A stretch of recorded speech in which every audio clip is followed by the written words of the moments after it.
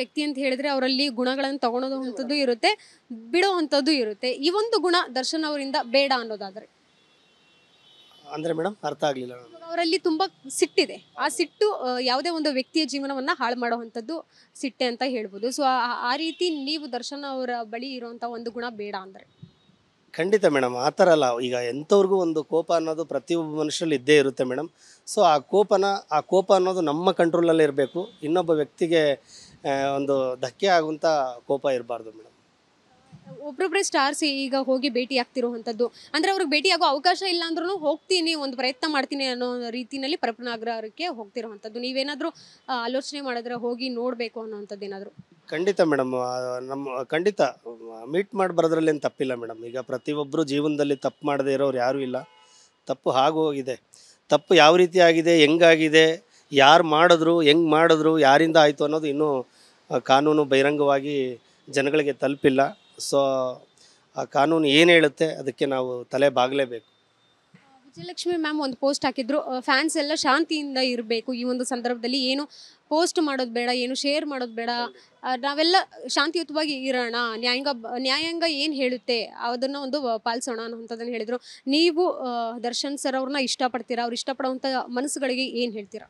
ಖಂಡಿತ ದರ್ಶನ್ ಸರ್ ಸೆಲೆಬ್ರಿಟೀಸ್ಗಳಿಗೆ ಹೇಳೋದಿಷ್ಟೇ, ಶಾಂತಿಯಿಂದ ಹೋರಾಟ ಮಾಡಿದ್ರೆ ಎಲ್ಲದಕ್ಕೂ ಗೆಲುವು ಇದ್ದೇ ಇದೆ. ದಯವಿಟ್ಟು ಮೊನ್ನೆ ಒಂದು ರೀಸೆಂಟಾಗಿ ನಮ್ಮ ಯಾರು ಉಮಾಪತಿ ಸರ್ಗೆ ಯಾರೊಬ್ಬರು ಏನೋ ಇದು ಕೆಟ್ಟದಾಗಿ ಏನೋ ಮಾತುಗಳಾಡಿದ್ರು. ಸೊ ಅದೆಲ್ಲ ದೊಡ್ಡ ತಪ್ಪು ಮೇಡಮ್, ಅದು ಯಾರೂ ಮಾಡಬಾರ್ದು. ಸೊ ಎಲ್ಲದಕ್ಕೂ ಇವತ್ತೊಂದು ಕಾನೂನು ಅಂತ ಇದೆ. ಸೊ ಯಾರಿಗೂ ರೈಟ್ಸ್ ಇಲ್ಲ. ಒಬ್ಬ ವ್ಯಕ್ತಿಗೆ ಕೆಟ್ಟದಾಗಿ ಮಾತಾಡೋಕ್ಕೆ ನಮ್ಗೆ ಯಾರಿಗೂ ರೈಟ್ಸ್ ಇಲ್ಲ. ಶಾಂತಿಯುತವಾಗಿ ನಾವು ಗೆಲ್ಲೋಣ. 100% ತಾಯಿ ನಾಡದೇವತೆ ಚಾಮುಂಡೇಶ್ವರಿ ಆಶೀರ್ವಾದ ಅವ್ರ ಮೇಲೆ, ಡಿ ಬಾಸ್ ಮೇಲೆ ಇದ್ದೇ ಇದೆ. ಖಂಡಿತವಾಗಿ ಅವ್ರು ಆಚೆ ಬಂದೇ ಬರ್ತಾರೆ ಅಂತ ನಾನು ಈ ಸಂದರ್ಭದಲ್ಲಿ ಹೇಳಕ್ಕೆ ಇಷ್ಟಪಡ್ತೀನಿ ಮೇಡಮ್. ಯಾವುದೋ ಒಂದು ವ್ಯಕ್ತಿ ಅಂತ ಹೇಳಿದ್ರೆ ಅವರಲ್ಲಿ ಗುಣಗಳನ್ನು ತಗೊಳೋದು ಇರುತ್ತೆ, ಬಿಡುವಂಥದ್ದು ಇರುತ್ತೆ. ಈ ಒಂದು ಗುಣ ದರ್ಶನ್ ಅವರಿಂದ ಬೇಡ ಅನ್ನೋದಾದ್ರೆ ಅಂದರೆ ಮೇಡಮ್ ಅರ್ಥ ಆಗಲಿಲ್ಲ. ಅವರಲ್ಲಿ ತುಂಬಾ ಸಿಟ್ಟಿದೆ. ಆ ಸಿಟ್ಟು ಯಾವುದೇ ಒಂದು ವ್ಯಕ್ತಿಯ ಜೀವನವನ್ನ ಹಾಳು ಮಾಡುವಂಥದ್ದು ಸಿಟ್ಟೆ ಅಂತ ಹೇಳ್ಬೋದು. ಸೊ ಆ ರೀತಿ ನೀವು ದರ್ಶನ್ ಅವರ ಬಳಿ ಇರುವಂಥ ಒಂದು ಗುಣ ಬೇಡ ಅಂದ್ರೆ ಖಂಡಿತ ಮೇಡಮ್, ಆ ಥರ ಅಲ್ಲ. ಈಗ ಎಂಥವ್ರಿಗೂ ಒಂದು ಕೋಪ ಅನ್ನೋದು ಪ್ರತಿಯೊಬ್ಬ ಮನುಷ್ಯರಲ್ಲಿ ಇದ್ದೇ ಇರುತ್ತೆ ಮೇಡಮ್. ಸೊ ಆ ಕೋಪ ಅನ್ನೋದು ನಮ್ಮ ಕಂಟ್ರೋಲಲ್ಲಿ ಇರಬೇಕು. ಇನ್ನೊಬ್ಬ ವ್ಯಕ್ತಿಗೆ ಒಂದು ಧಕ್ಕೆ ಆಗುವಂಥ ಕೋಪ ಇರಬಾರ್ದು ಮೇಡಮ್. ಒಬ್ಬೊಬ್ಬರೇ ಸ್ಟಾರ್ಸ್ ಈಗ ಹೋಗಿ ಭೇಟಿ ಆಗ್ತಿರುವಂಥದ್ದು ಅಂದ್ರೆ ಅವ್ರಿಗೆ ಭೇಟಿ ಆಗೋ ಅವಕಾಶ ಇಲ್ಲ ಅಂದ್ರೂ ಹೋಗ್ತೀನಿ, ಒಂದು ಪ್ರಯತ್ನ ಮಾಡ್ತೀನಿ ಅನ್ನೋ ರೀತಿನಲ್ಲಿ ಪರಪನಾಗ್ರಹಕ್ಕೆ ಹೋಗ್ತಿರುವಂಥದ್ದು. ನೀವೇನಾದರೂ ಆಲೋಚನೆ ಮಾಡಿದ್ರೆ ಹೋಗಿ ನೋಡಬೇಕು ಅನ್ನೋವಂಥದ್ದು ಏನಾದರೂ? ಖಂಡಿತ ಮೇಡಮ್, ಖಂಡಿತ ಮೀಟ್ ಮಾಡಿ ಬರೋದ್ರಲ್ಲಿ ಏನು ತಪ್ಪಿಲ್ಲ ಮೇಡಮ್. ಈಗ ಪ್ರತಿಯೊಬ್ಬರು ಜೀವನದಲ್ಲಿ ತಪ್ಪು ಮಾಡದೇ ಇರೋರು ಯಾರೂ ಇಲ್ಲ. ತಪ್ಪು ಹೋಗಿದೆ. ತಪ್ಪು ಯಾವ ರೀತಿ ಆಗಿದೆ, ಹೆಂಗಾಗಿದೆ, ಯಾರು ಮಾಡಿದ್ರು, ಹೆಂಗೆ ಮಾಡಿದ್ರು, ಯಾರಿಂದ ಆಯಿತು ಅನ್ನೋದು ಇನ್ನೂ ಕಾನೂನು ಬಹಿರಂಗವಾಗಿ ಜನಗಳಿಗೆ ತಲುಪಿಲ್ಲ. ಸೊ ಆ ಕಾನೂನು ಏನು ಹೇಳುತ್ತೆ ಅದಕ್ಕೆ ನಾವು ತಲೆ ಬಾಗಲೇಬೇಕು.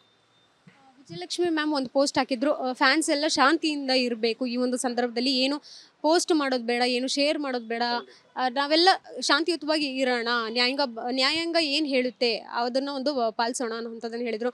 ನೀವು ದರ್ಶನ್ ಸರ್ ಅವ್ರನ್ನ ಇಷ್ಟಪಡ್ತೀರಾ? ಅವ್ರು ಇಷ್ಟಪಡುವಂಥ ಮನಸ್ಸುಗಳಿಗೆ ಏನು ಹೇಳ್ತೀರಾ? ಖಂಡಿತ ದರ್ಶನ್ ಸರ್ ಸೆಲೆಬ್ರಿಟೀಸ್ಗಳಿಗೆ ಹೇಳೋದಿಷ್ಟೇ, ಶಾಂತಿಯಿಂದ ಹೋರಾಟ ಮಾಡಿದ್ರೆ ಎಲ್ಲದಕ್ಕೂ ಗೆಲುವು ಇದ್ದೇ ಇದೆ. ದಯವಿಟ್ಟು ಮೊನ್ನೆ ಒಂದು ರೀಸೆಂಟಾಗಿ ನಮ್ಮ ಯಾರು ಉಮಾಪತಿ ಸರ್ಗೆ ಯಾರೊಬ್ಬರು ಏನೋ ಇದು ಕೆಟ್ಟದಾಗಿ ಏನೋ ಮಾತುಗಳಾಡಿದ್ರು. ಸೊ ಅದೆಲ್ಲ ದೊಡ್ಡ ತಪ್ಪು ಮೇಡಮ್, ಅದು ಯಾರೂ ಮಾಡಬಾರ್ದು. ಸೊ ಎಲ್ಲದಕ್ಕೂ ಇವತ್ತೊಂದು ಕಾನೂನು ಅಂತ ಇದೆ. ಸೊ ಯಾರಿಗೂ ರೈಟ್ಸ್ ಇಲ್ಲ. ಒಬ್ಬ ವ್ಯಕ್ತಿಗೆ ಕೆಟ್ಟದಾಗಿ ಮಾತಾಡೋಕ್ಕೆ ನಮ್ಗೆ ಯಾರಿಗೂ ರೈಟ್ಸ್ ಇಲ್ಲ. ಶಾಂತಿಯುತವಾಗಿ ನಾವು ಗೆಲ್ಲೋಣ. 100% ತಾಯಿ ನಾಡದೇವತೆ ಚಾಮುಂಡೇಶ್ವರಿ ಆಶೀರ್ವಾದ ಅವ್ರ ಮೇಲೆ, ಡಿ ಬಾಸ್ ಮೇಲೆ ಇದ್ದೇ ಇದೆ. ಖಂಡಿತವಾಗಿ ಅವ್ರು ಆಚೆ ಬಂದೇ ಬರ್ತಾರೆ ಅಂತ ನಾನು ಈ ಸಂದರ್ಭದಲ್ಲಿ ಹೇಳಕ್ಕೆ ಇಷ್ಟಪಡ್ತೀನಿ ಮೇಡಮ್.